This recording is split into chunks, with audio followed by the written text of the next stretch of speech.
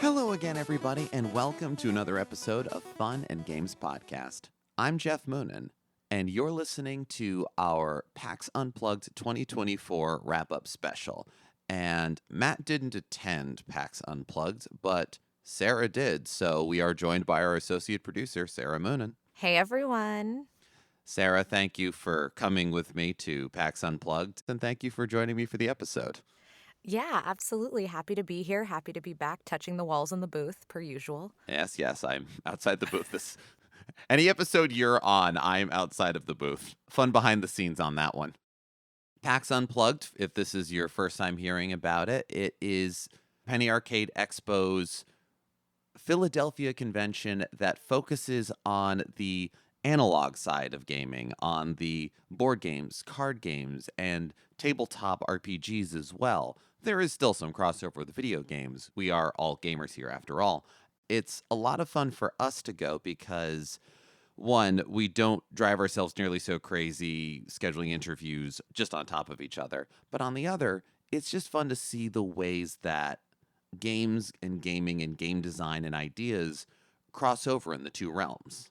Yeah, and I'd also say that it's our local con almost, right? I know we have some in New York that we go to as well, but yeah. Philly's just a quick train ride. So tons of friends, tons of people that we like to see. It's even more of a social con than the other ones are, which are a little bit more of a work and video games journalism networking con. And it's very funny, too, where, again, we as a video games focused podcast tend to have our finger more on the pulse of where video games are, certainly indie gaming. But board games, tabletop games, everything like that, we enjoy those. We play those as fans, but as journalists, as podcasters, we're not necessarily as on top of that. There's only so many hours in the day. So since it's a local con for us, it's one that becomes a bit more of a asking the man on the street if the man on the street were people we went to elementary school and college with. Yeah, there's that part of it too, but also I think the experience of being press at PAX Unplugged is very different than being at PAX East and West. I don't know if it's fun to go into the secret sauce of that for our listeners, but for those other cons, we get hundreds of emails, or at least dozens. I've never counted. Yeah, it's a lot. It's a very lot. It's overwhelming. constant. From publishers, from game devs, from creators who want to be on your podcast, who want you to interview them, who want to show you things, sometimes embargoed, sometimes not. It's a fraction of that at PAX Unplugged. And most of the emails are, hey, come by our booth and check out the cool things we have, not set up an interview. That's true. And for me, I thought that was a really interesting dichotomy, especially now that board gaming has become more prevalent at the other PAXs. Yeah, that's true. At PAX West this year, due to the way that there's the two buildings for the convention, they kind of siloed them, and one of them was very much the board game spot. So it was sort of a mini Unplugged. Yeah, and the best part about a board game convention are the open tables where you can just sit and play games too, right? They know that you're there to game, and they give you space for that, and now there is that at the other PAXs as well. Yeah, and I think too because, and this is just by my own observation, I think one of the other reasons why it's a little less schedule an interview, come and sit and play the game, and more like come check it out, is because of the typically multiplayer nature of board games and tabletop gaming, so that it's not necessarily they need to leave a kiosk open for press, and so you have to schedule ahead of time, but more of a come on by. There's probably going to be at least one open seat at a demo going on, so you can kind of flit in and out, which was sort of my experience with some of the surprise games I found.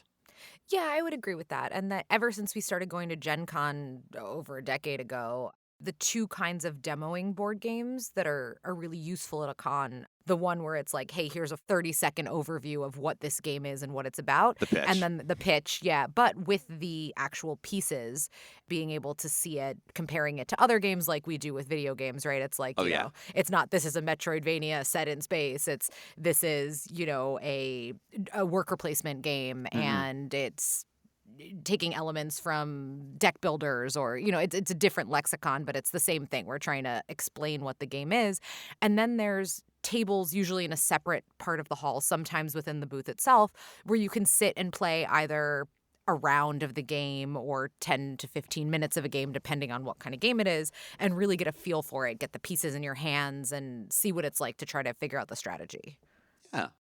You hit upon a good point there, Sarah, when they're kind of giving that deluxe or elevated pitch version of telling you the game. There is a little less, I find, of this game is like this meets this, or this game is like this with a bit of that, as opposed to how it is with video games where it's like this specific game meets this specific game. You do get the worker placement, you get certain. It's a Euro game. It's a Euro It's game. a deck builder. You know, I think it's more genre-y than this game meets this game because Yes. it's also possible it's how the game devs are approaching making these games. Yeah. Since there isn't a programming aspect of it, you're just trying to figure out how to balance it and make good game design. Right. Yeah. I imagine you can alter the rules. You can patch what you're doing much faster. So kind of your origin point becomes a lot more muddied. So we did check out a couple of cool games while we were at PAX Unplugged. Some of them were more tabletop games, and some of them were more germane to what we're doing here, video game-based board games. I think one that was really cool that we did get from one of the emails was Galaxy Fighters. Yeah, I saw this press email and was like, oh, here's a game we need to cover for the podcast. This is perfect. It is meant to feel like an arcade shooter, and anybody who's been following along at home knows that I love Galaga and other arcade shooters. Oh, yes.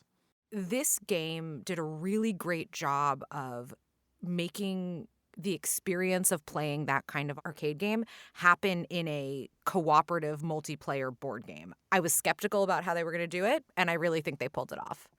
I agree. They made it into something where the patterns weren't the same at all times. There was pattern, there was movement, but it was nicely randomized.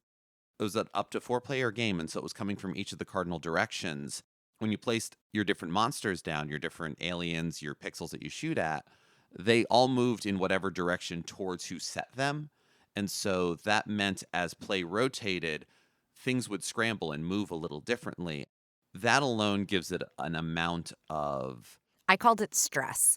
Yes. I'm going to use Galaga because it's my favorite example. Please. But when you're playing Galaga and all of a sudden there's a pattern where it goes really, really fast or dives really hard or makes a multiple of itself to 3 and you have to hit that to get the points, that kind of stress of it happening in real time, good stress, but stress nonetheless, was really captured by this game. A lot of pieces come out, a lot of things move, there's danger to it. You're all helping each other, but you have your own ways of fighting things and you're trying to protect your, I forget if it was Galaxy, City, something like that. I think it was City because it was kind of up, down, left, right. Each side of the board was for a player. There was kind of the grid that was everybody shared, that was space. And then you had maybe a row of, I think it was like 3 or 4 or so squares that was your atmosphere above your city. So it was a little bit of a mix of Galaga, Space Invaders, but also a little bit of Missile Command in how that kind of came in as well. I suppose Space Invaders with your bases too. With all of that, there was also a lot of love for those older shoot 'em ups, those older games. Each of those positions, you were a different ship. The ships were the same every time, but there was pieces of the loadout of your weapons or of what you could do that was randomized or that could be different every time you played the game. You would roll dice to see, you would have this many dice worth of actions where some of them move, where some of them shoot, where some of them use your special weapon, which again has that sort of random aspect of as you traverse, as you're moving, stuff just kind of drops sometimes. So there is no one true strategy. There is the stress, and everybody is there to help everybody. Yeah, if you're shooting guys off the grid, it's helping me ultimately as well. Yeah. The interesting mechanic to me was the stacks. So every time new aliens come out, on the grid, it shows where they go. Yes. If there's something already there, it goes on top of it. Now, if that top piece can move and hit you, they do what's called a swarm, where the top piece moves towards you and then the bottom piece moves in whatever direction it's supposed to move. So they get essentially extra actions. And there was a time, I think we had a stack of 4 or 5, and Something like that, did not feel great. Nope. All I wanted to do was move my ship over and shoot that thing, but I couldn't. So I shot what I could in where I was, and we watched it swarm. Yep. When the movement happens, suddenly everything gets a little crazier. Or there's a specific direction you read each of the aliens before they move. So that if you were worried about one spot swarming, actually that first stack swarming covers that one up. So you get to it and you go, oh, no, nothing happens. Or it does, and suddenly everything happens. That element of randomness is very exciting. It has some cool arcade aspects to it, as well as the fact that the ships are all lawyer-friendly versions of ships you might recognize if you're a fan of 80s, early 90s shoot-'em-up games. But not just the window dressing, but all of these design aspects we're talking about, and we'll get into a little more in the interview that we did that will be at the end of this episode. It comes from an idea of video games, not just a love of video games. We played Sonic Roll last PAX Unplugged. Something we talked about there as well was the fact that they adapted the property, not just put the window dressing on an already existing game. The language of board game design is what it is, but how you can sort of link that in little ways and little pieces along the way to the original concept, and if that concept is a classic form of arcade gaming, well, that's just fantastic. There's plenty of card games or board games out there that are just like, all right, cool, it's Jenga, but it's Tetris themed. So it's Tetris, right? No. This, on the other hand, has that love and that connection. Yeah, and I think in talking to John, who made the game, his design aesthetic started with the video game. Yes. Right? And there were other games that he made before this one. Well, again, we'll talk about this more in the interview, but that's the difference. It's not saying, hey, I made this game, this would be great as a Galaga ripoff. It's, I have a love for these games. I'm going to build a board game that feels like that.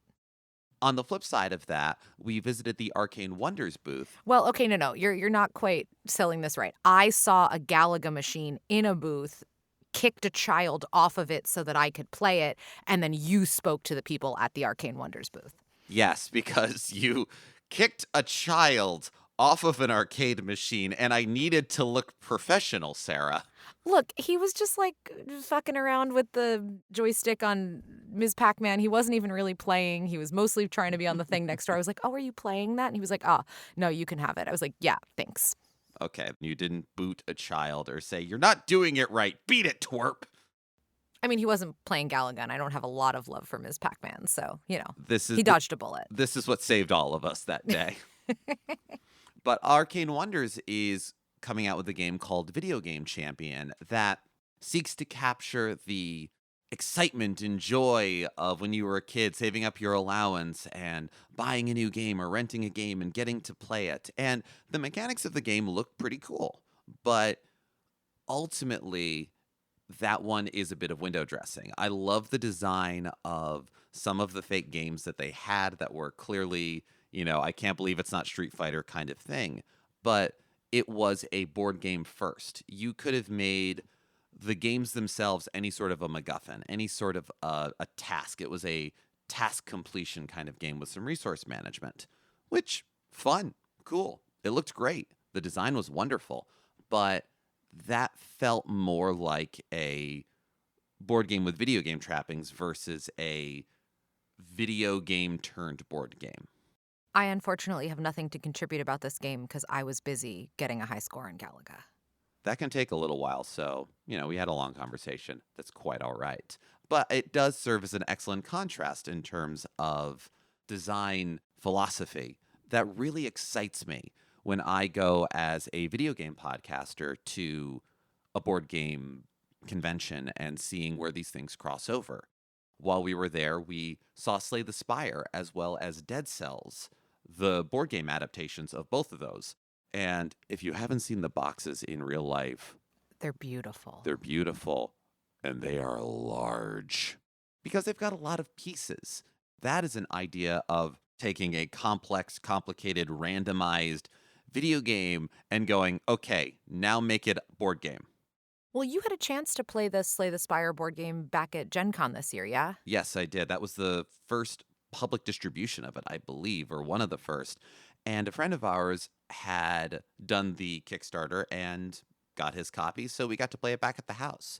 We didn't really do a Gen Con episode, so I didn't talk about it in much detail in this fashion, but this is a great opportunity to also talk about another aspect of where the differences of video game to board game happens, where both Dead Cells and Slay the Spire aren't by their design necessarily multiplayer experiences, but both adaptations do a great job of maintaining the feel of the original game, but also adding the multiplayer aspect with scalability. So it's not as if, okay, it's designed to be played by 1 or 2 players. Now you've got 4 and suddenly it's a cakewalk. There's stats for enemies and encounters that are keyed to how many people you have. These aren't the first board games to do that, but it still feels great.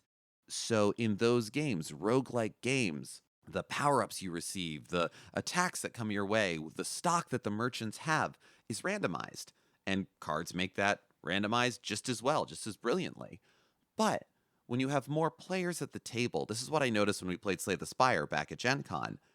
The amount of times that you have to leave good relics, good cards, good things on the table because you don't have the resources or it doesn't quite fit your build, but damn it, don't you really love those? Well, if you've got 3 other players at the table with you, maybe they can afford it. Maybe it suits them. Maybe you're still waiting to get your deck synergy kind of up and running, but someone else at the table is killing it, literally and figuratively on the table. You can celebrate that with each other. You're getting both the video game-like experience and the board game experience at the same time. And these are delightfully ideal, I think. Yeah. Something interesting you said was about taking a single-player experience and making it multiplayer. We actually talked to our friends over at Potion Slingers about the exact opposite of that, right? Yes. Potion Slingers is a card game, a competitive card game that came out a few years back. We met Anthony and Mateo, I think their first year exhibiting at PAX. I think so. And it's been really wonderful to watch them grow, especially because right alongside the card game, they've also been developing a single-player video game version of the game. And so in talking to Mateo, who you'll hear a lot more from in the interview, and Anthony a little bit, he was busy running the booth, they're brothers who have made this together. They were trying to figure out how to make that competitive multiplayer aspect work rather than just being a PvP online game. And some of it, I'm going to call it the bust-a-move version of having a map with multiple paths you can take and enemies to fight in that way is where it looks like they've landed. They're still in wishlist on Steam. Again, it's the opposite of the problem you were just talking about. How do you take this single-player video game experience and make it a collaborative board game? This is how we develop this card game. How do we make this a video game that makes sense and you want to play by yourself? Yeah. Well, to be fair, Sarah, that sort of point-by-point map encounter is what a lot of digital card games do. That's what Slay the Spire does. Ah, yes. I don't play a lot of digital card games. I am aware of that. This is why we cover it together. It's not reinventing the wheel, but sometimes you don't have to reinvent every part of the car. Potion Slingers is currently in wishlist. There's no demo or anything out, but the card game has been out for quite a while now, yes. Such to the point that it even released an expansion this PAX. Yes, they did, and it has elements that may fold back into the video game development too, because there's certain boss characters and encounters that happen there. And there is a great deal of wry humor throughout Potion Slingers. That was what pulled us in the first place, because its creators share that sense of humor and we delight in it. Yeah, absolutely. Something I noticed a lot of at this PAX was a lot of solo RPGs. Yes. Part of it might be because we were with my friend Grace, who loves RPGs, specifically indie RPGs, solo journaling RPGs, things like that. So we were stopping at some booths that we might not otherwise have stopped at. But there aren't a lot of single-player board games, I don't think. There are board games that have single-player modes within them. And Slay the Spire and Dead Cells do have rules for single-player, but that, I think, owes more to their origins than to anything else. Yeah, exactly. And look, Geoff and I are also big tabletop gamers too, right? We do play Dungeons and Dragons. We've played some Powered by the Apocalypse. We've played, things like that. We like collaboratively telling stories with our friends with Math Rocks. Yes. But something we haven't done a lot of is solo RPGing, partially because I think if we're going to be doing a game alone, we'll be playing a video game. Right. But the idea of being able to tell this story yourself works a lot better in an RPG setting than it does in a board game setting, I think. Yes. You have a certain set of rules, but you sort of pull in an outside deciding factor. The solo RPGs that I noticed, used things like tarot cards or just a standard deck of 52 playing cards to, you draw the card, okay, here's a prompt, and then you fill that in. These are improv exercises, as it were, which, if you want to oversimplify certain kinds of tabletop RPGs, isn't it all improv exercises with prompts? Whether the prompt comes from the Two of Swords or I rolled a 4. Board games, there's a lot more modes and moves and mechanics versus what goes on within the imagination. I think you're right, Sarah. Maybe there wasn't a ton of new ones this year. Maybe there were. But like I said before, covering these conventions as we do, it's a lot more of a looking to our friends and going, so what are you into right now? What are you excited about? Is this new? I don't know. It's new to me. Yeah. And while we're on this topic, I want to give a quick shout out to Tim Roberts that we met over at Critical Kid. Oh, yeah.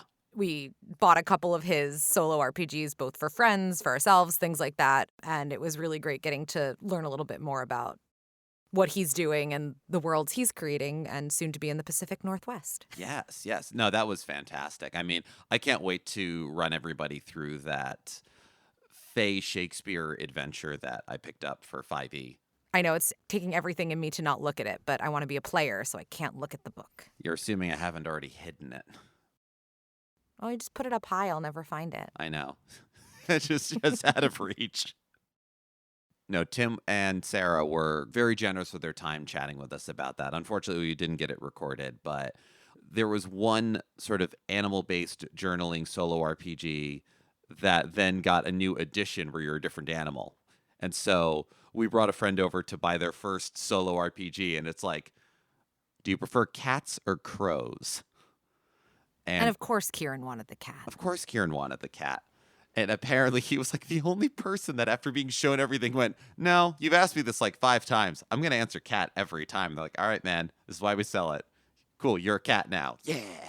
That's fair. Also, given that you have a corvid on your arm on a tattoo form, you're obviously biased towards crows. There were so many bird games at this Unplugged. There were. We really need to acknowledge the sheer number of bird games, including the one where they gave you tweezers so that you could feel like you had a beak and flip things over. The whole puzzle hunt was bird themed. Yes. Oh my gosh.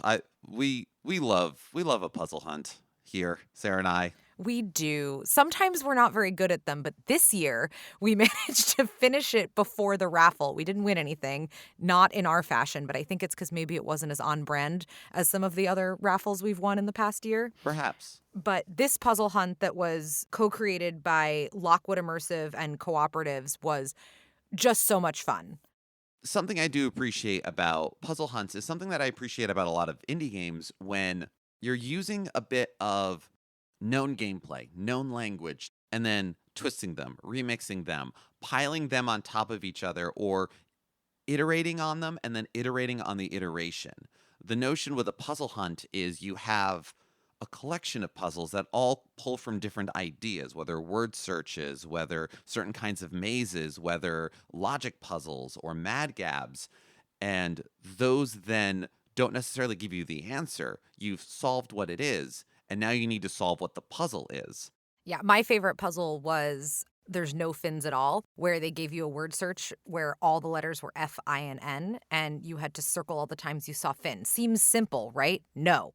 Once you found all the fins, there was a note about the bird in this puzzle likes to strike his beak through something, and then he turns it over to look at it. So it was his prey, his sharp beak through the prey, and then turns it over to dry in the sun. Ah, that's what it was. So what they wanted you to do was take your pencil, poke it through the letters that were not part of the fin, flip it over, and then it was Braille. These are the sorts of encounters that, God, I wish video game RPGs could do this for, like, quests. I don't know how they'd program it. I don't know how we'd get it. But it's that level of, if you don't see what the ending is, if you're given a single sheet of paper, you don't know how many things you're going to be solving necessarily, which is wild to me. Also, for a con floor, having a packet full of puzzles to do is great. Anytime you're Yes. in line, anytime you're tired and need something to do, if you're sitting at the concert and want extra stimulation like we did. Yep. Yes, we saw Jonathan Colton and we're solving puzzles while singing along to the music. It was truly a very nerdy experience. It really was. And it wasn't just Jonathan Colton. No, I know. It was also Paul and Storm. They were hilarious. They were amazing. This year, PAX Unplugged was a lot of fun. We got to see some cool games. We got to check some stuff out. We got a little bit of interviews to share with you. We mentioned Kess before. We got to check out Sonic Roll last year. I don't remember how in-depth we got to go talking about Sonic Speed Battle, their card game that is based off of Sonic Adventure that we got to try at PAX West that was honestly a lot of fun and very efficient game design. You get one deck of cards that can play like 3 completely different game modes.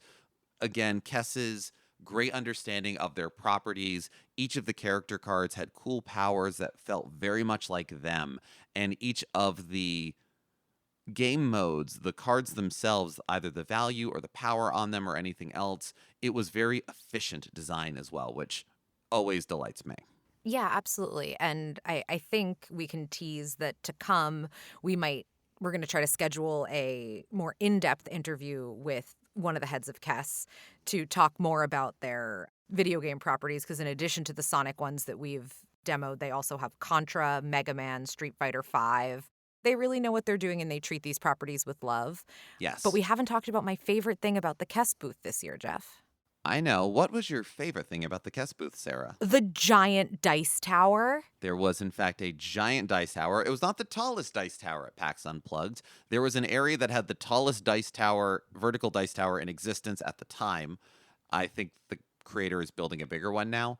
But this one was pretty big. It was taller than me, so it's pretty tall.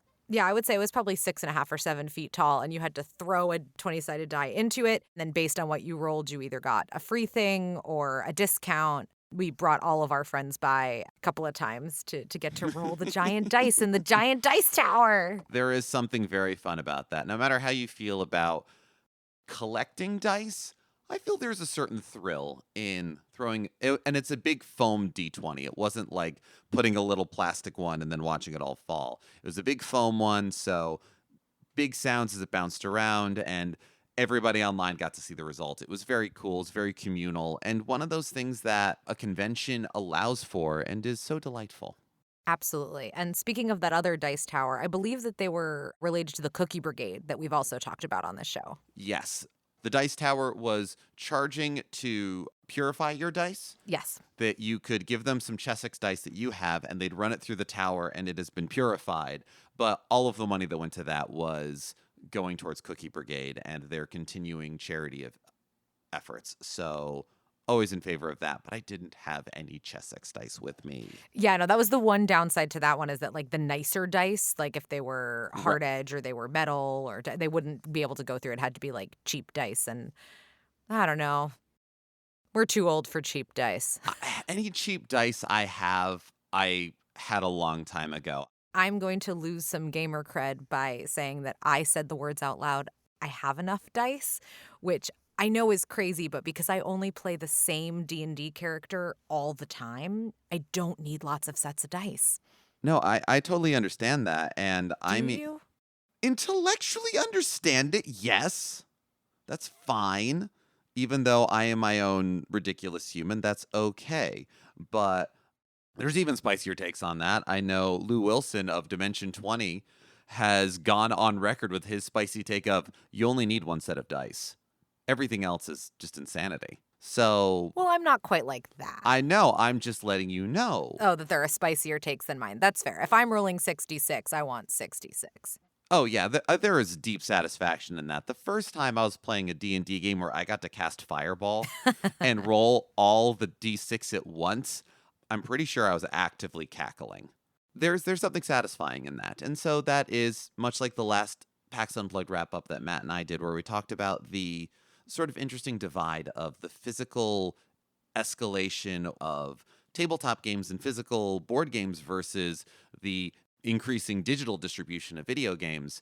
Yeah, having enough dice to roll all at once, I don't know. I'm not a scientist. It just feels good. It does.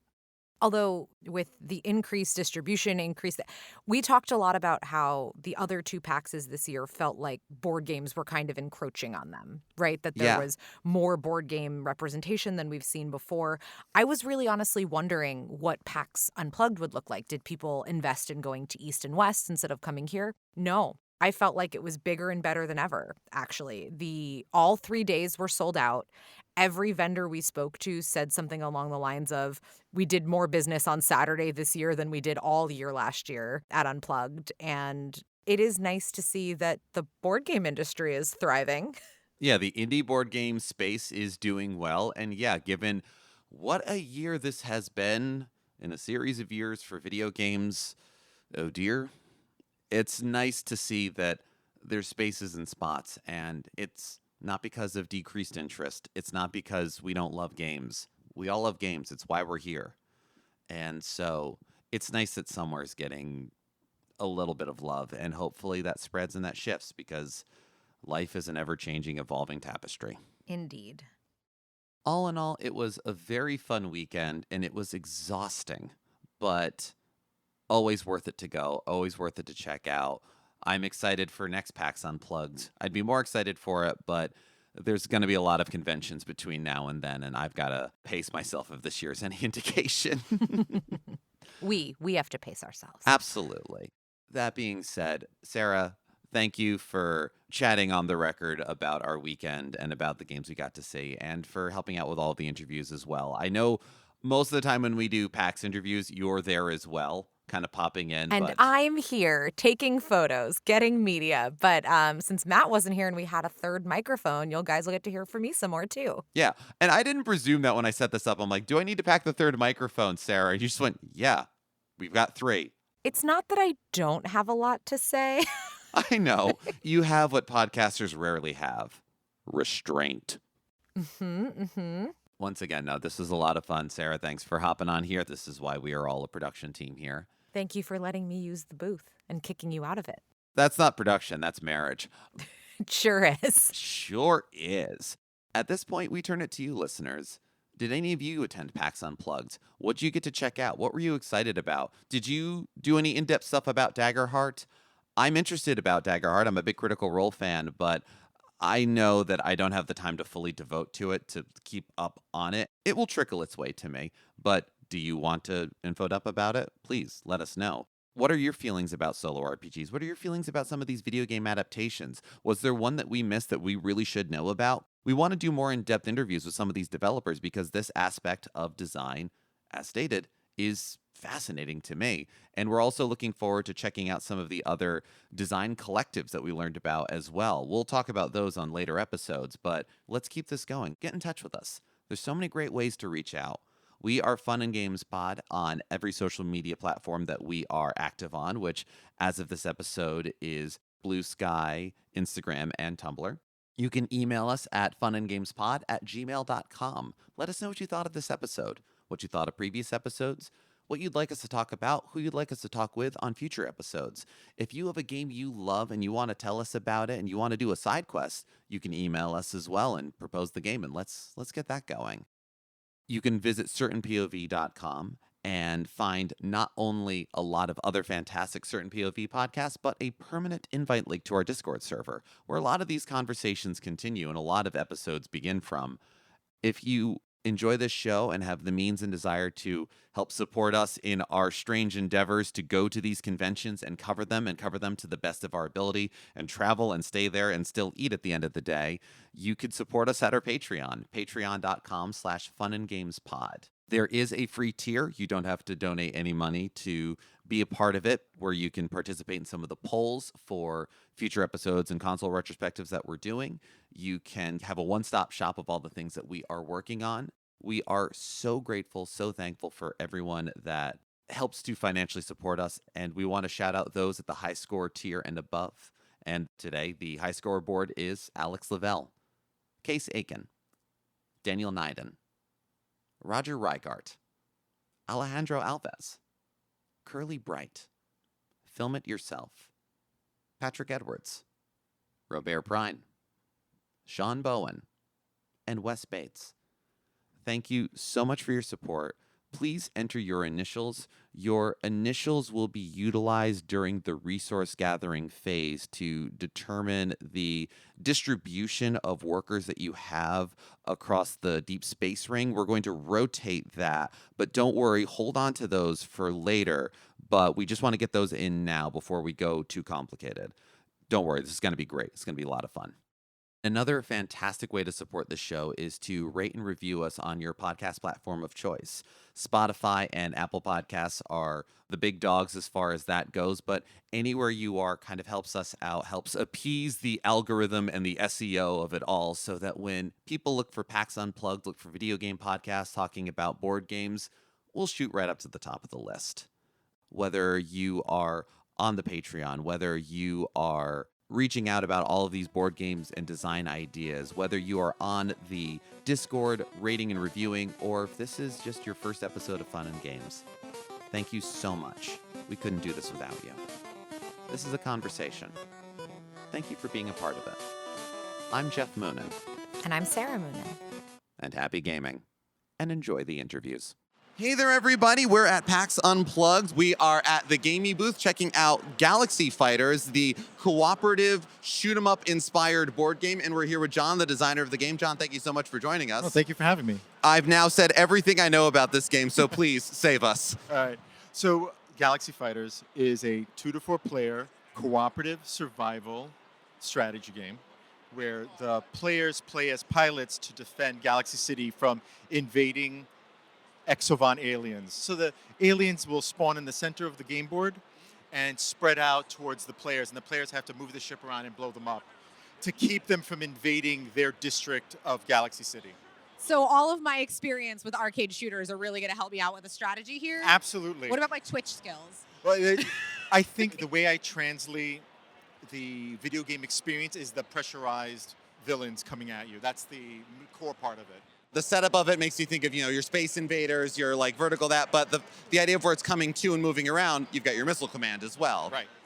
I even reference games in here that you can with words instead of pictures. So yeah. I try to take my knowledge of playing all those video games when I was younger and kind of put it in the game. Yeah, we have our astroing. I'm looking at the Gladius ship, which probably was the original idea anyway, so it's all there. What made you want to start translating video games into board games? I mean, my origin story comes from COVID, right? I'm sure a lot of people had the same kind of story. COVID, your job lets you go. You're trying to find something to do, something new. I'm trying to figure it out. And I'm talking with my wife, and she's like, why don't you do something you love?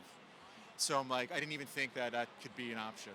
She gave me the space to start making games. So at first I tried to make video games, and I was doing JavaScript and using Godot game engine, and I got myself from the August to August a really janky vertical slice, and I'm thinking to myself, I'm like, this took too long.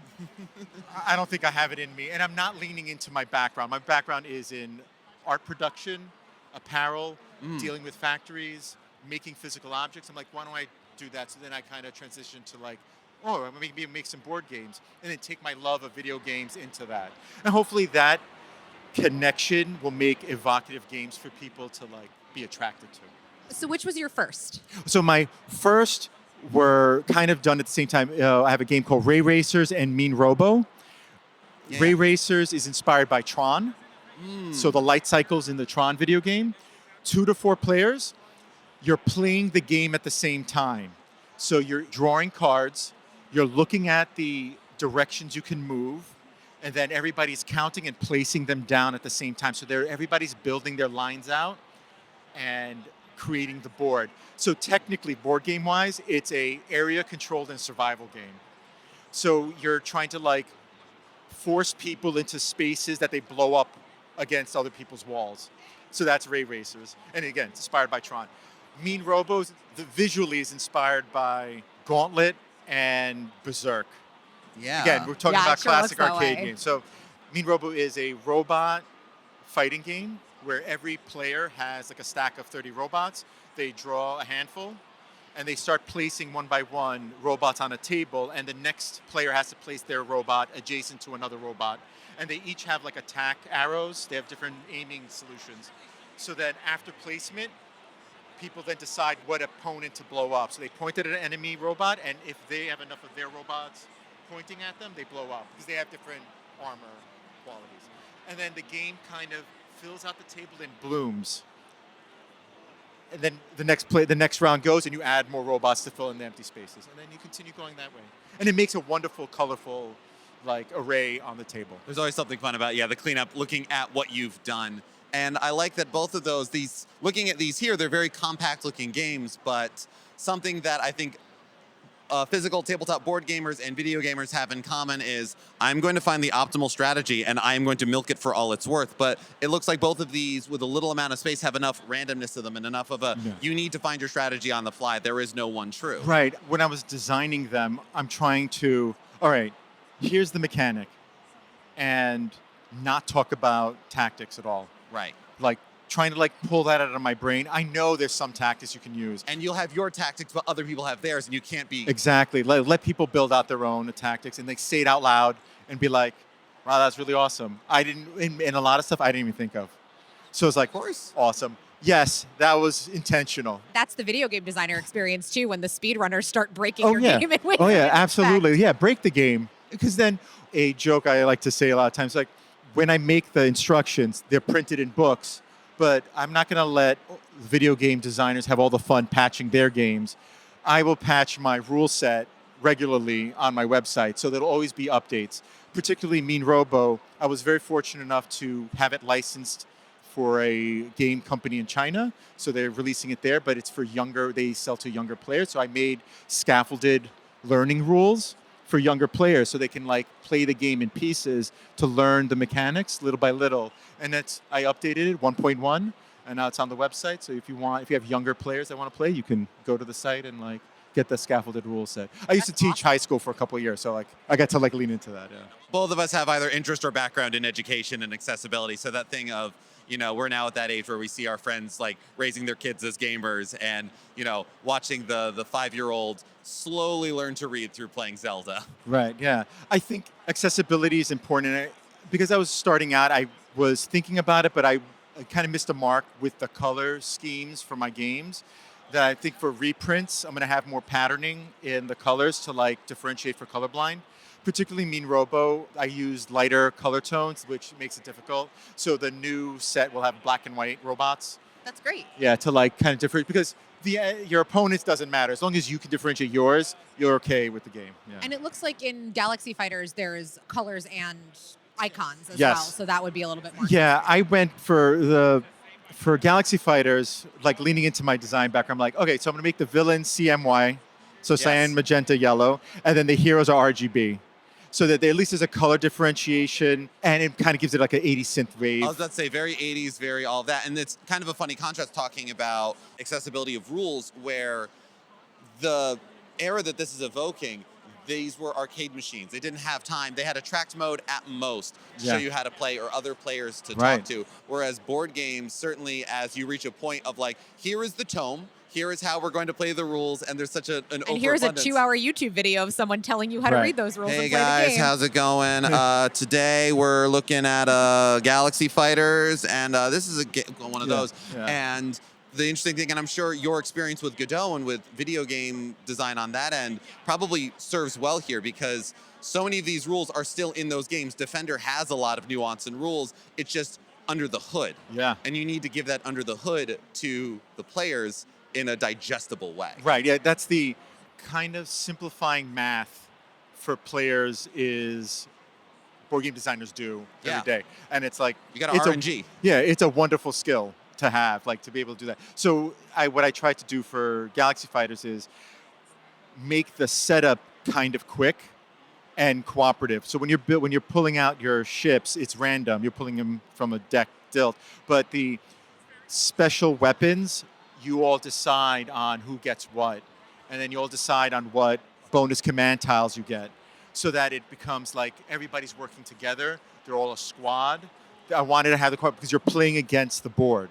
Right. You're all defending the city together. You're defending the city together, exactly. And then having the board build up on the player's turn so that it spreads the managing the board to everybody. I think that's I love a cooperative game. Yeah. It's one of our favorite kinds to play at our game nights. Yeah, I think a lot of board games are competitive, and that's wonderful, and there's absolutely a place for it. But for me, I love playing against the board It's For PvE gamers, when you do video games, Yeah, you're not absolutely. big on PvP. Yeah, exactly. And I think Yeah. that's part of why I like a cooperative board game Yeah. so much. Should Yeah. we play around? Yeah, at least. So right now we're on the blue. We're on the blue. So it can be blue and then red. So fill out the board. All right. So the players have 4 phases. Spawn phase, where you draw a spawn card, you place the enemy tiles down, then you roll the dice. Then the dice will have commands on the dice, and then you act on those commands. That's the 3rd phase. And then finally, the aliens advance. All right? So we're going to start with spawn. So I will draw the Exovon spawn card.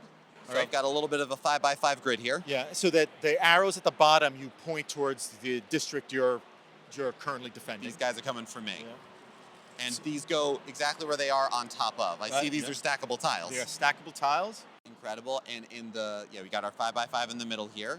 So now that we've set up our pieces on And this, so I will say, I'll discard the spawn. It feels very scary. A lot of pieces just came out on the board. Yeah. We're very stressed. Yeah. And out of 25 potential spaces, we just set out 10 enemies. Right, so the idea is if you're feeling a little bit of stress, a little bit of pressure, the game is working. I know it's not for everybody, but I feel for this genre of game, or for like the arcade game, like you needed that. Yeah, it's That's the hard. part They're going to that's- eat your quarters. It's a gameplay loop. It's a quarter muncher. Yeah. You get a high score. You don't win necessarily. Exactly. Yeah, and I'm looking here at the board. We've got a couple of stacks of 2, 1 stack of 3, and 1 stack of 4. Yeah. All right. And so I've got 4 dice that I'm rolling here.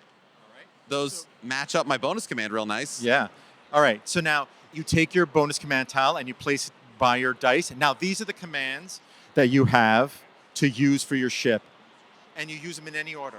And as you use a die, you just move it over so that you just keep track. So right now you don't have any movement, so you're kind of like placed in there. Now you're Gladius, Yes. which is a ship that looks like a sword. And I have the illustrator art here. The illustrator like took my art and made like a little Squire looking Uh-huh. drone wow. ship. Yeah. So now it's called Squire. So that's why it's a little different. Oh, So yeah. because you rolled a natural special, it automatically shoots for you. Ooh. Love That's that. what Squire Love that. does. Okay. Also, the way the backgrounds are, both the kind of wireframe glow thing here and that, this makes you think of the old Transformers toy boxes. Again, a lot of my background, I did a lot of licensed T-shirts. Transformers were one of the licenses, and I love. They don't own a Galaxy background. They This don't- is fine. Yeah, this is totally fine. This is totally the idea of like the schematic view is Yes, very schematic. There we evocative go. thing. Thank you. Yes. And then, but again, I was very fortunate to have a wonderful illustrator, Stephanie Ruhan. She painted over my schematics, so like they came out really great. All right, so now we've rolled the dice. Now we get the 3rd phase is to act. Okay. So now you just take the dice. You don't have any movement, so you can't move around, but you can affect a lot right now. So you have your special. Yes. So you can take this and you can access your laser. special weapon. Okay. So We'll laser. activate with that. So we So- activate that. So now you do 1 damage to everything in a line. Oh, wow. That's great. Yeah. Do the colors, is that differentiated? Is that just an aesthetic thing, or do they have hit points? The colors differentiate speed. Oh, so Yeah. not yet in the last So phase. yellow is slow. See, there's 1 arrow for yellow, Okay. 2 for for cyan, cyan. and 3 for magenta. So Yeah, I you're noticed that, you're so- lasing in a straight line. So you just pull off the tops of everything. You just, Yeah. take them out. Just drop them out. Yoink, yoink. It feels yoink. it feels It good feels to take. fun, yeah. Go all the way to all the. the way to the top. Yep. So I'm also helping the person Right. across from me. So you'll Yeah, find that the cooperative game. player ships have direct and indirect helpy maneuvers. So there we go. So I took care of that with my 1 special. Yeah. And now I've got yeah, 3, 4 pews. 4 pews because I also have the command. Well, you just there. need 1, I guess. Yeah, so- Actually, wait, can your little guy shoot too, or no? It did. Oh, it did when already, okay. When you rolled the For special, every the shot natural automatically- command die rolled, the Squire automatically does 1 pew to the closest Exovon in front of it. Yeah. This does not use up the command of Yeah. the special I'm dice. really shocked we're not all just going pew, pew, pew, pew, pew, pew. I would hope that in the rules it's called fire, but when I jokingly call it pew, It's a pew. and I just want to get people to just say pew pew pew. I got a quad pew. Yeah, Pew, pew, pew. I rolled pew. triple pews and then I got an extra one. I'm gonna pew pew. So All right, so we'll kill that yellow guy. Yeah. I got my 1 little pew pew here. that's it. And, And now you're then- done with your command phase. Since you can't use any, you have to use at least 1 die. You did. Right. You have no more actions that would mean anything. Do I still hold on to this? It gets reset, and then we pass Ugh. this to another player. All right. And And then now we the move- last phase is movement. Oh, no, They I'm so advance. scared. So now any of the aliens that are pointing in your direction are moving towards you. You start from row 1, and you go all the way to row 8. Okay. Or zone 1 to zone 8. What about this guy who's on our end? Yeah, so what's going to happen is from left to right, they start moving. So this moves. So now this comes off the board and invades the city. No. All right, so then now we start at 2. He 1, gets to 2. move 2. Oh, no, we have 2 invaders in our city. Right? So now they just keep on moving. So them. these move forward 2. Yeah. Wait. So this one isn't facing you, so you don't move in. So because it's a stack, when there's a stack, they frenzy. So all of them move in the directions they're pointing. So this moves here, and this moves 1, 2, 3. So now we're Interesting. Oh, so no, that's so green this is the screwed. surprise that the aliens can do is like when they stack up, they become more. Powerful.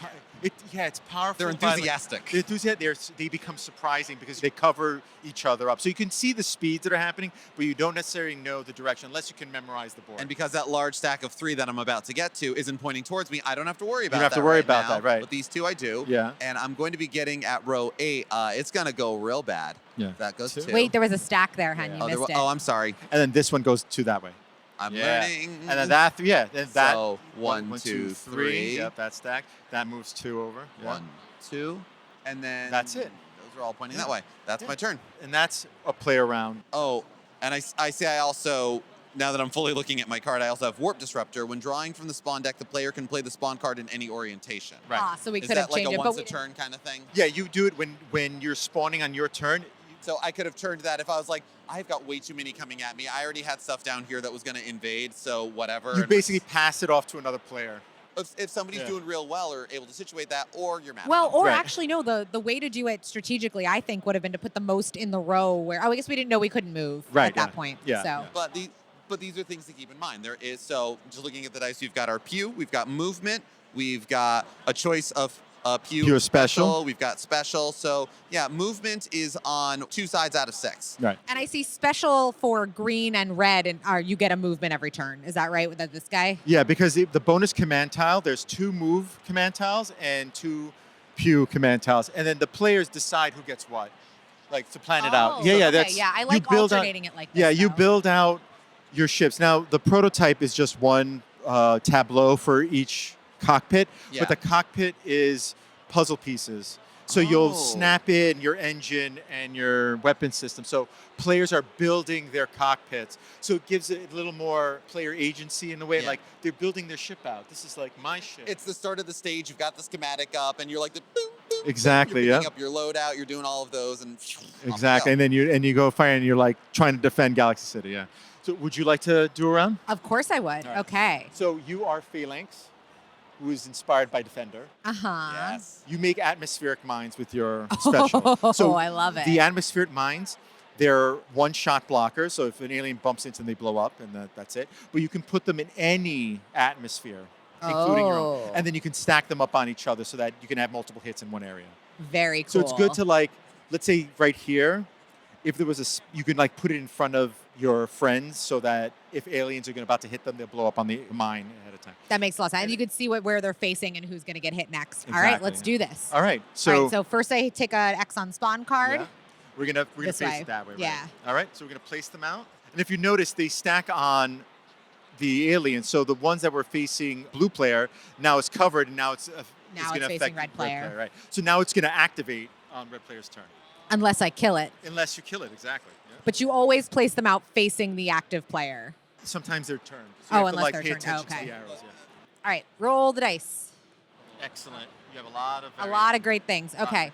All right, so you have a pew, you have a decision between pew and special, you have a true special, and you have a movement. And then you take your command tile, and then you have another movement. So you have a lot of movement here to like do some stuff. So I feel like this row needs a lot of help. Sure. Although these guys are also, everyone's coming for me. Yeah. And I can use them in any order, right? Yes. We've any also order. got your burst shot, and there's a nice 3x3 right there that Yeah. you can. So start. the way the burst shot works is whatever you target, you hit, and then all the diagonal. Why wouldn't I hit this one? Well, you just have to decide for yourself. You have Yeah. all your movement here. All right, so you did a move. We're I'm going to move the die off to the side. here. Excellent. I'm going to burst shot on this. Which special are you using up?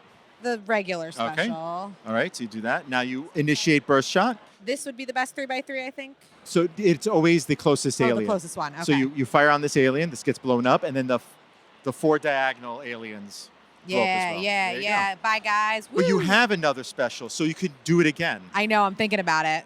Do I need my atmospheric mines also a special or no? Yes, that is a special. Each time you roll special. I want to do a 3x3 again. That's too All right. fun not to. All right, let's do it. Special again. Woo! All right, put that off to the side, blow the stuff up, Okay. making the galaxy safe. So then here's my next idea, which is I'm going to go move and blow up this guy. Right, you only have one movement left, so you can only go one Oh, tile. you go one space. One space, I didn't yeah, realize yeah. that. Okay, so maybe I won't do that. Oh, wait. Oh, I'm sorry. You do have teleport drive. Yeah, as an engine modification. So if you spend a movement, you can can then go anywhere. teleport. Yeah, Yeah, now you teleport. can do it. Woo, I knew You that. had the right idea. Yes. And I kill this guy. There you go. Feel very accomplished. Yes. And then after your command phase, No, it's then now they attack me. now the advanced phase. Oh, no, those those were are the here. two that were my Oh, I'm invaders. sorry. Yeah. We're not Please don't cheating. clear away my shame. For the next interview. For the next interview, yeah. I love this idea of having an ongoing round that everyone gets to play. I think because the setting it up for people to see the game in action, you have to like naturally pull the cards. It just takes a while. So I might let everybody else do it together. Yeah. Right now, the Exovon aliens are advancing on the red ship. Oh no, there's a big pile. At Frenzy's. Big stack. Yeah, it goes there. Big stack. And you read it and you do it left to right because that just covered up a movement. Now it there. doesn't move. Yeah. So now it's taller, but Yeah. that's not as big of a problem. There we go. And that's Galaxy Fighters player turn. That's really fun. Fantastic. Well, some of the quick brass tacks questions on this. Is Yeah. this game currently available at retail? No, we're doing a Kickstarter next year in March. That's our plan. We have a website, galaxyfighters.gamey.fun. You can sign up as a VIP for $1. You would get VIP status.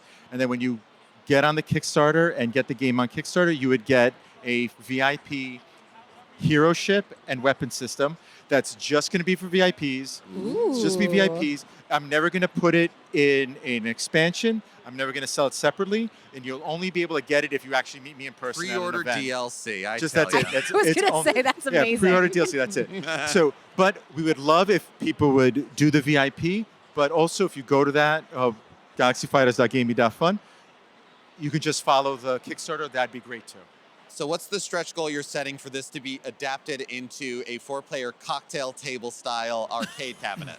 I was thinking about that again because we were talking about arcade commons and like the associations we have. Absolutely. I wanted to do a domed monitor, but it's hard to do that. You'd have to like kind of do like It's the specialty parts. it's the specialty parts for that. But I might make 4 monitors so you can't, or 5, so you can't see this. You have to get up and see the spawn happening. So like kind of like make the spawn happen out of immediate eye view, and then playing like a shooting game. Oh, so it's coming directly It's coming at you. directly at you, like and you see things scatter and move scan as and each move, one. and then you're like have to like actually get up from your seat and move around the actual thing.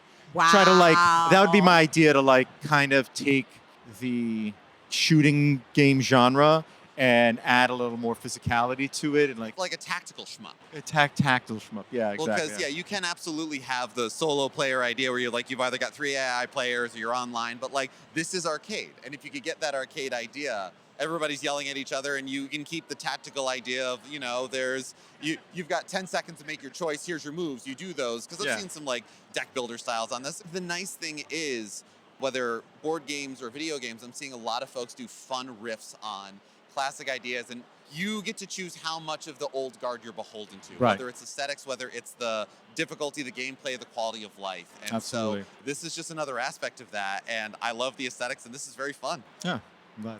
Well, thank you so much for your time, John. Oh, This has been thank awesome. Thank you for having me. Hey everybody, we are at the Potion Slingers booth with Mateo, where we've been big fans of Potion Slingers for a while. We keep coming around saying, hey, and I'm glad that we are finally getting to like chat a little bit about the game, and very much within our bailiwick, you have a video game adaptation of the card game, and I want to talk about both because I just love what you guys are doing.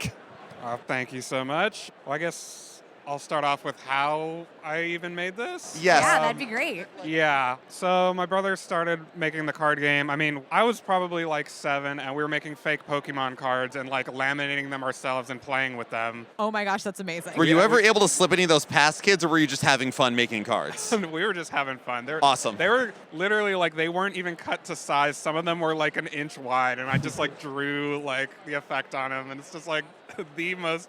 We still have them somewhere. Like, How balanced is the deck? oh, it's awful. It's so awful. Thin Peekaboo is just broken. Yeah, basically. Like, my brother would just like make some card that's super good. I'm like, all right, fine. I'll come back the next day and I'll make like a fake like whale that does 100 million damage. I'm like, yeah, take this. Oh, jeez. And then he goes back and makes some other OP card, and it's a battle of attrition over time. Just like, So when did you decide to make your childhood game into something real and make a real game out of it?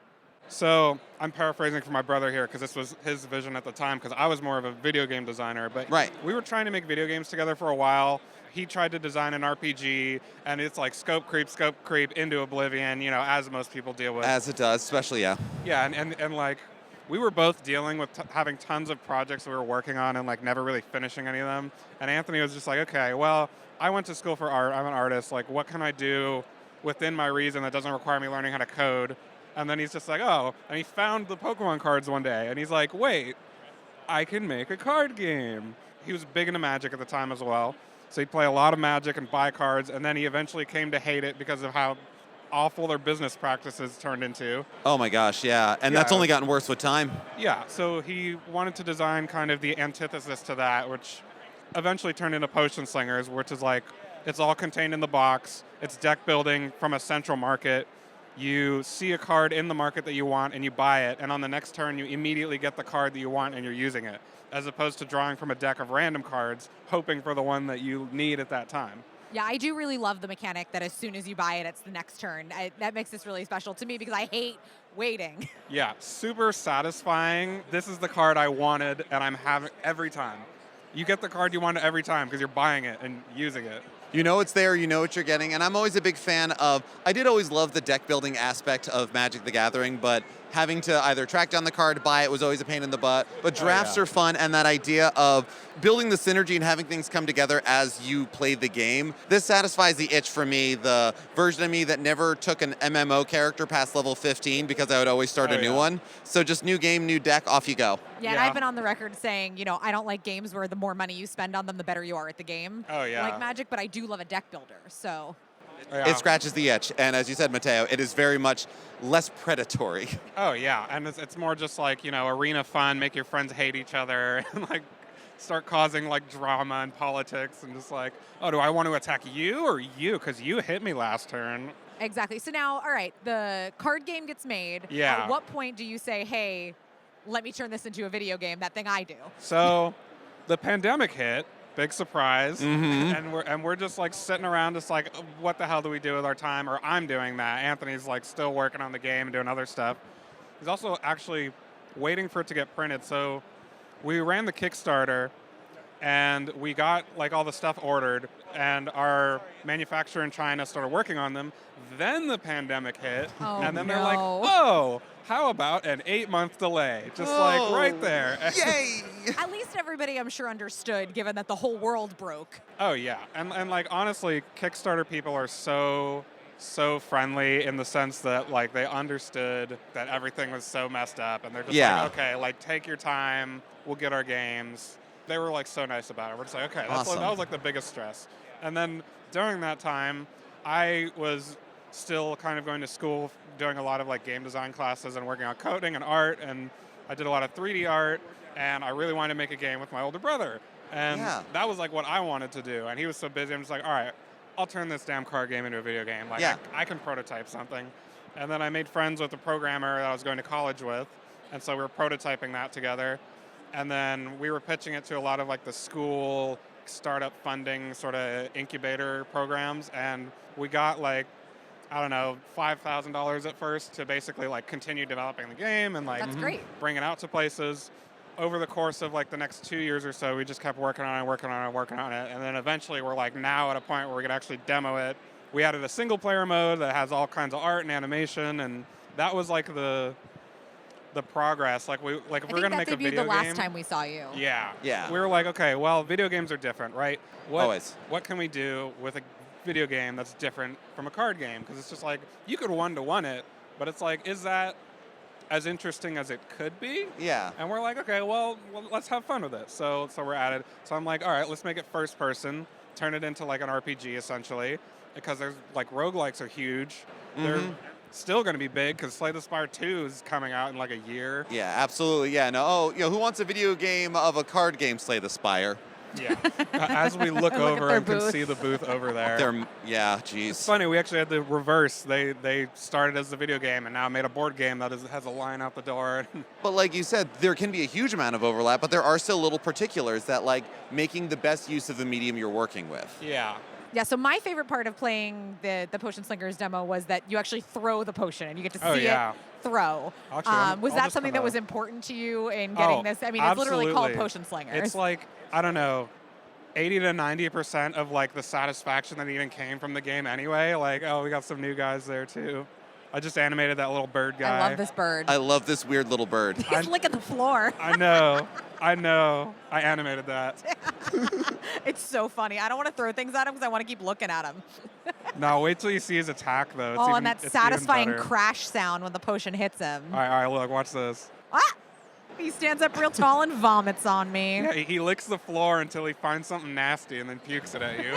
And also like the frame rate of and the sort of like the smear and go on how all of these are makes me think of like the old CDI games. Oh, like, yeah. RZ and the Jewel of Fairmore came out this year and you've got that like there's something very fun in that and very charming in a game that works, in a game that plays well, but also this is the aesthetic. This Also is the art style, like we grew up on Ren and Stimpy, Courage the Cowardly Dog, Yeah, I was Rugrats, like thinking a little bit of that Cat too, yeah. Dog, like I don't know. Yeah, something we talk about a lot on the show as far as like the indie games we love and what have you is deliberate design.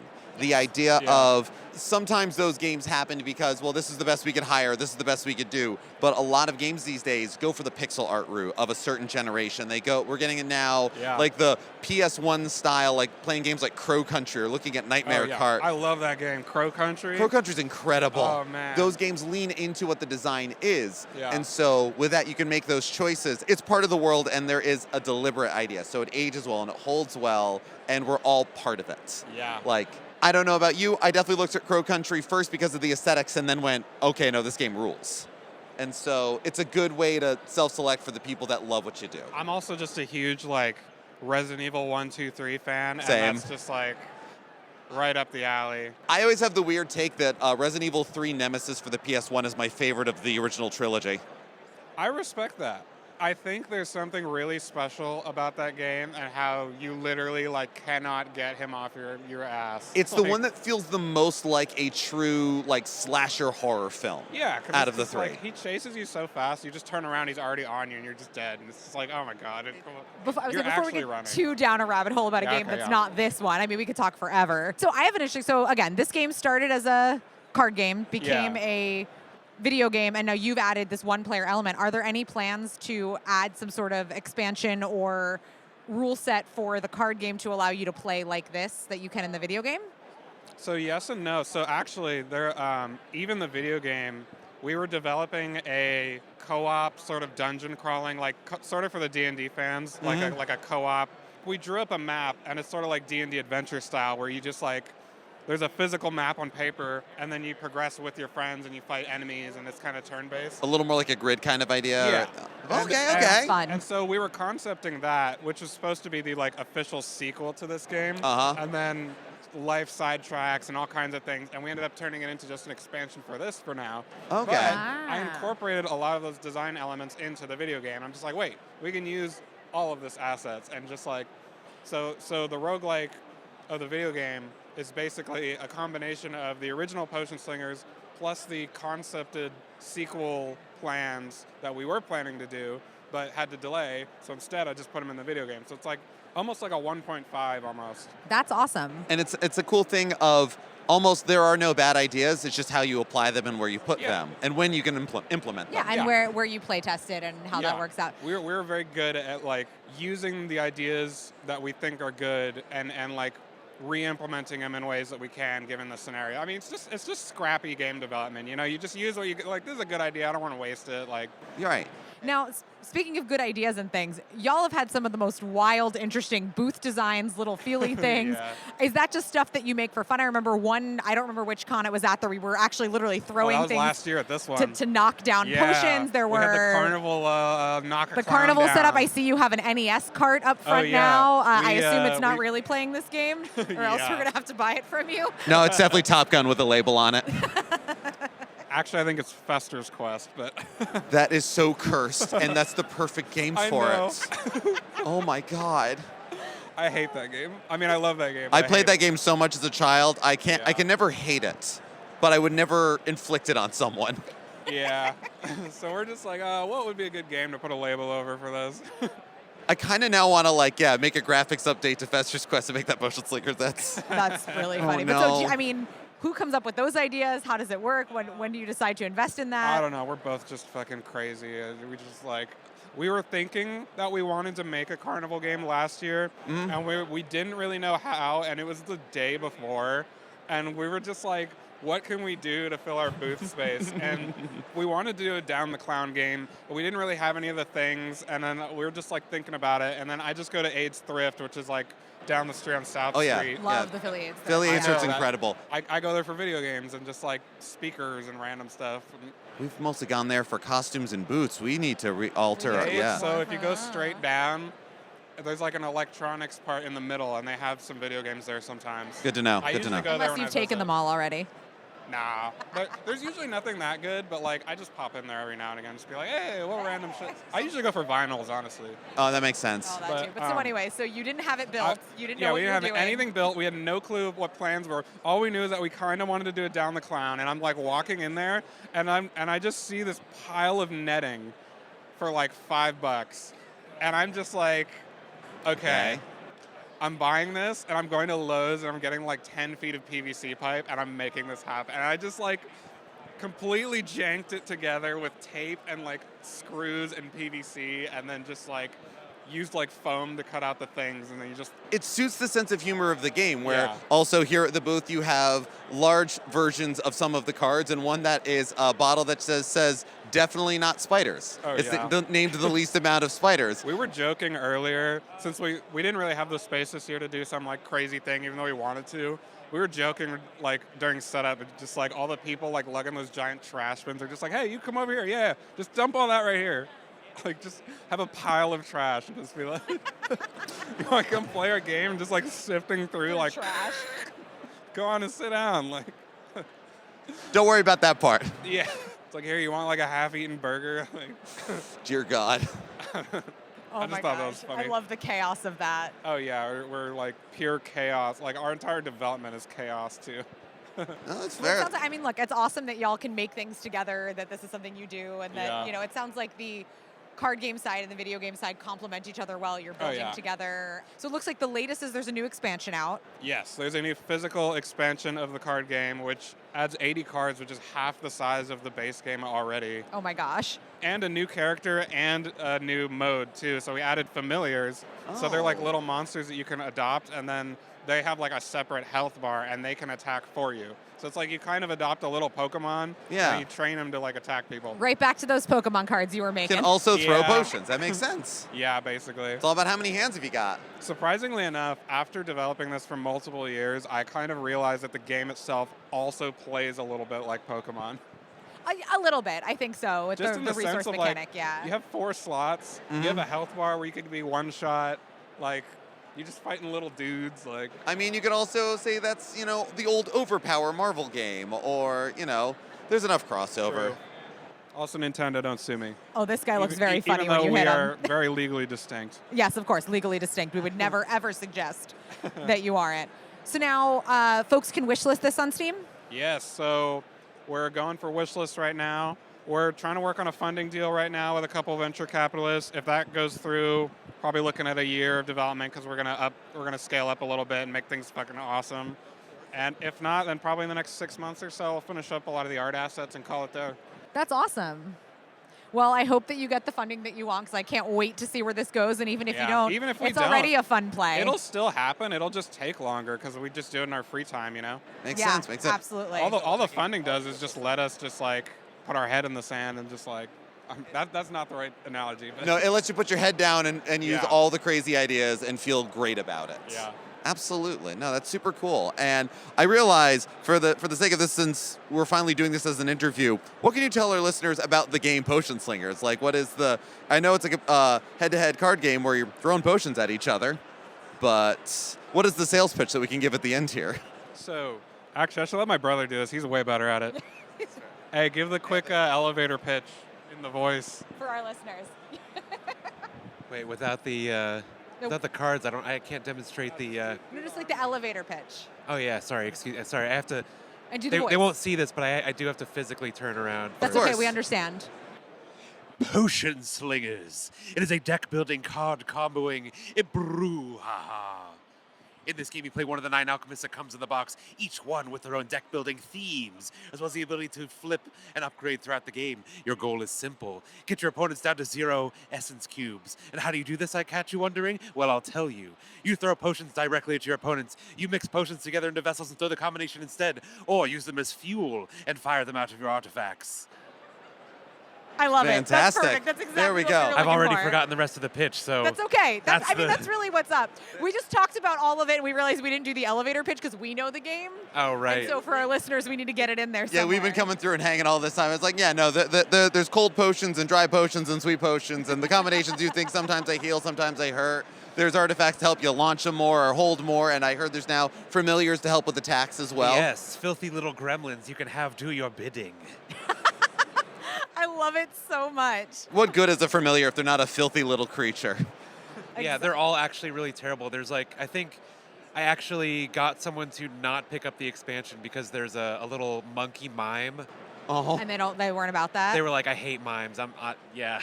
Take them out. They literally put the expansion down and they were like out. You should have told them buy the expansion and just cross out that I monkey told them and they put could in a new throw it card. out. Yeah. I don't care what you do with them. Destroy it right in front of you. Like, whatever. Like, they Eat bought the it. cards. Crumble it up and eat it. Eat the cards. Eat the cards. We did just get Eat a your dice bag that cards. says, I'm going to eat these dice. Yeah. We need one that says, I'm going to eat these I will cards. pay you to eat cards. Eat them in front of us. Eat them. Eat them. the Awesome. cards. Thank you so much. Oh, my gosh. Let's have you do our sign off. And Yeah, then we'll, thank you so much for taking the guys. time to chat with us. I'm glad we could finally get this on the record for our listeners. I've been excited about this game I'm really forever. glad I gave him the mic for that. That was worth it. Again, this is the teamwork of the build. Eat the cards. Hey, this is John from Gamey. This is Anthony. And Mateo.